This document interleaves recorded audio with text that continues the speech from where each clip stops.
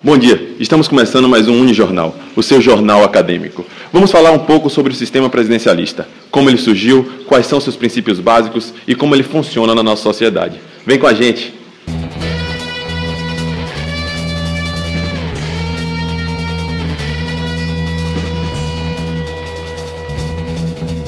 E nós já estamos aqui com o nosso primeiro convidado do dia, o professor de História e Ciência Política, Lucas Queiroz.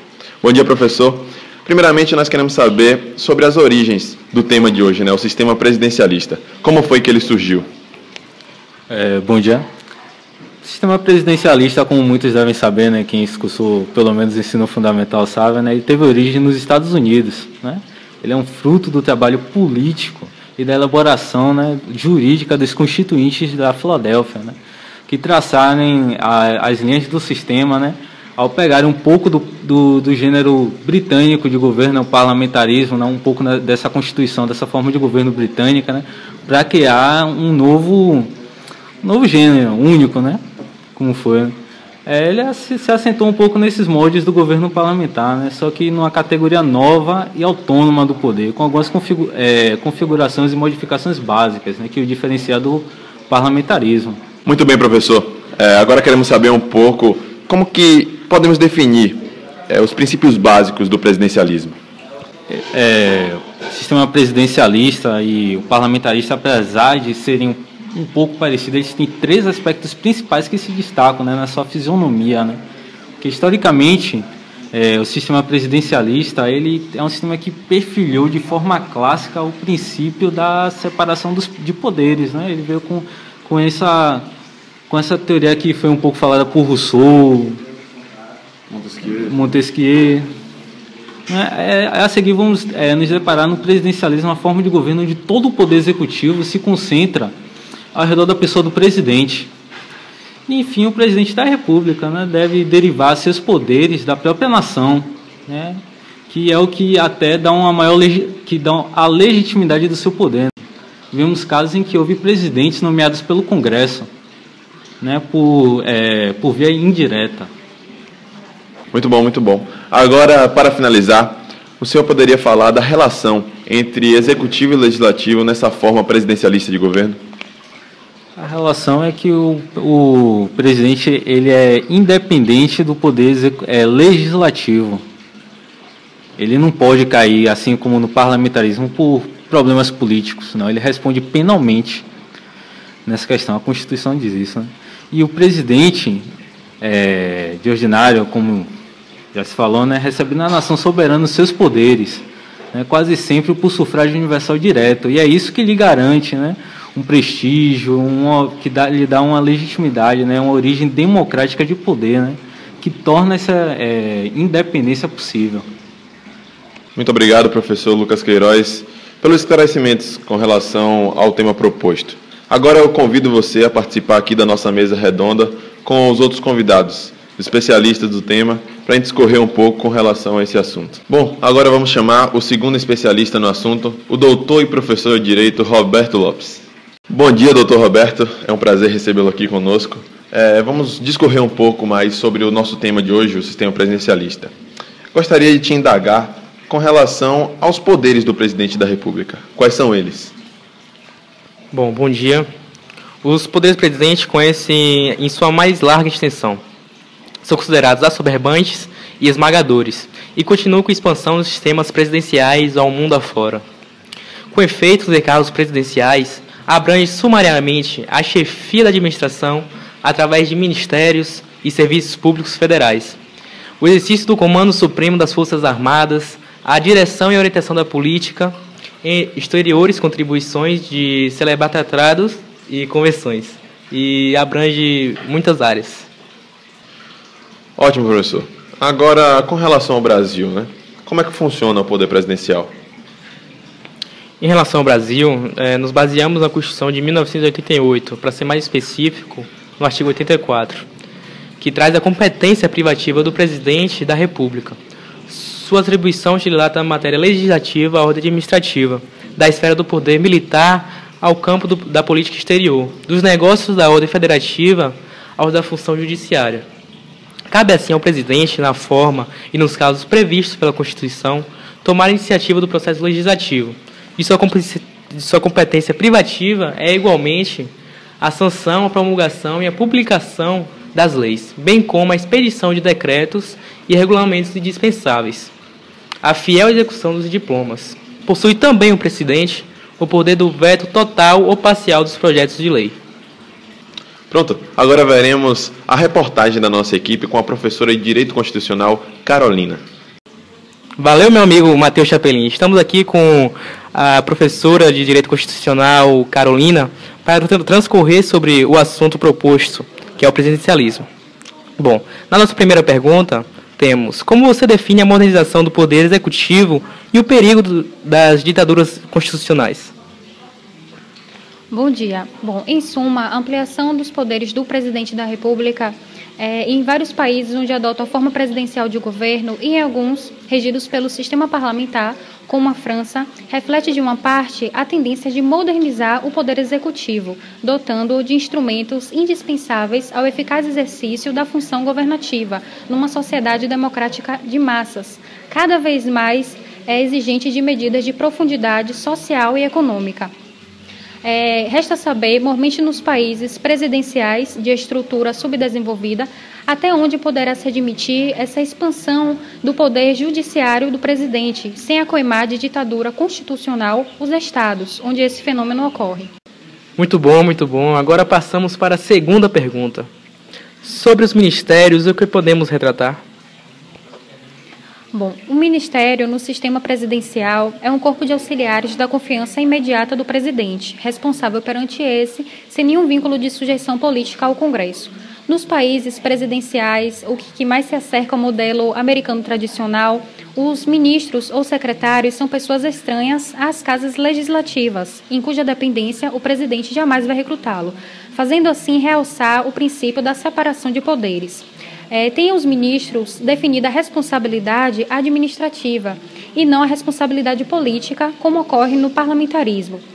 Administrativamente, respondem eles perante o presidente, que os investiu em sua confiança e os sustenta politicamente. Pronto, agora vamos votar com Matheus Chapelin. Obrigado, José. Agora não saiam daí porque nós vamos para o comercial e voltamos já já. Tanto o presidencialismo quanto o parlamentarismo são métodos, processos ou técnicas da democracia representativa. Não chegam a ser formas de Estado, regimes políticos e instituições ideológicas. A técnica de governo consiste em determinar atribuições de poderes e fixar ou disciplinar as relações dos poderes entre si. Não são tanto formas de investidura do poder quanto formas de exercício do poder. Sampaio Dória ressaltou com toda a lucidez que, tocante à investidura do poder, nenhuma distinção há que estabelecer entre o presidencialismo e o parlamentarismo, pois ambos seguem a mesma trilha, conhecem os mesmos institutos. As leis eleitorais são as mesmas para ambos, iguais às inscrições dos eleitores, sem tirar nem pôr, iguais os escrutínios, intangível o voto secreto, análogos os sistemas de representação das minorias, sagradas à apuração e à proclamação dos eleitos, extremes de fraudes. Estamos de volta e aqui novamente com a nossa mesa redonda vamos questionar o professor Lucas aqui com relação à figura do vice-presidente, né? O vice-presidente e a sua inutilidade no cargo. Fala um pouco aí, professor. É uma grande questão, né? É a inutilidade da vice-presidência, né? Porque muitas pessoas não sabem o que ele realmente faz, qual é a sua função, que vale no exercício da função que, desde sua criação, né, na Constituinte da Filadélfia, há um debate acerca de sua real função, qual a sua utilidade em campo, né? E assinala a história política dos Estados Unidos, né, referências desde seu início de contrários à vice-presidência, inclusive por parte de políticos que foram nomeados no cargo, né, com aparente constrangimento e resignação no seu exercício. Muito bem, professor. E a respeito da proposição, um vice-presidente para ser ouvido e não apenas visto, o que o senhor tem a dizer? É que quem primeiro, com bom êxito, reagiu talvez contra a apatia e insignificância política da função do vice-presidencial foi Henry Wallace, vice-presidente de Roosevelt, no período ali que se estendeu entre 1940 e 44, né? Deu ele causa, segundo o comentário de um constitucionalista, né, a certa surpresa e é ressentimento com sua atitude. Algo inédito, de pretender que o vice-presidente não fosse apenas para ser visto, mas também ouvido, né? Porque até então o presidente tinha como se fosse um voto de Minerva, quando se presidia ao Senado, coisa essa que raramente acontece, né? A presidência que é um tanto simbólica, né? Pois aquela casa raramente comparece ele, por sentir-se fora do ambiente, do seu ambiente, né? Sente-se como um verdadeiro intruso, né? Quanto à substituição do vice-presidente, quando este fora do seu cargo, cabe ao presidente nomear alguém para substituí-lo, isso com prévia aprovação do Congresso. Sim, senhor Roberto, voltando aqui à nossa discussão, como que o senhor define o Congresso e a competência da Câmara no sistema presidencial? Bom, o tronco do poder legislativo no sistema presidencial é o Congresso, que se compõe de suas câmaras. A Câmara Baixa, ou a Câmara dos Deputados, ou a Câmara Alta, que é a Câmara do Senado. A primeira dessas casas representa a totalidade do cidadão, dos contribuintes do povo como fonte primária do poder político, composta de representantes populares e um número proporcional dos habitantes ou de eleitores. É a Assembleia Democrática por excelência. Já o Senado tem no sistema presidencial feição menos popular, sendo nas organizações federativas e presidenciais a Assembleia dos Estados, que se fazem nela representar em termos de paridade política, cabendo a cada Estado igual número de senadores. Veremos agora uma abordagem sobre os vícios do presidencialismo. A prática do presidencialismo em vários países permitiu a análise política vislumbrar os principais vícios que padece tal forma de governo. O presidencialismo, segundo vozes da crítica, conduz, não raro, a reprovável e abusiva concentração de poderes nas mãos de uma única pessoa, ou seja, o presidente da República. O presidencialismo traz, na sua aparência, a estabilidade dos governos, mas, uma vez desencadeadas crises e não podendo os dirigentes serem removidos antes de expirar do prazo constitucional do mandato que exercem, a solução se conduz a revoluções, golpe de estados, ditaduras e tumultos. Com respeito ainda à avaliação do presidencialismo, aos que doutrinariamente entendem estar em presença do sistema que permite a mais sólida defesa, a par da mais ampla garantia dos direitos individuais, sistema que converte em dogma o princípio da inequívoca separação de poderes e proporciona, como governo de responsabilidade menos política do que jurídica, seguras garantias contra os abusos da autoridade executiva, cujos atos podem inquinar-se perante os tribunais de inconstitucionalidade e ilegalidade. Seguiremos agora para uma reportagem sobre o impeachment.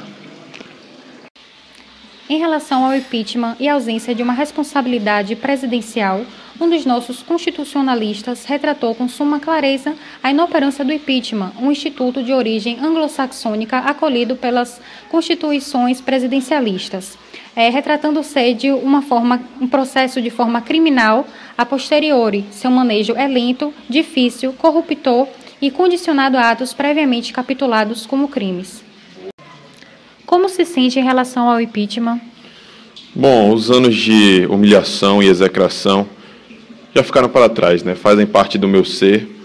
Foi realmente muito triste, o convívio com minha família mudou, a minha vida ficou muito exposta, mas eu fico tranquilo com relação a isso, porque eu sei que houve erro, de acordo com a última instância da Justiça.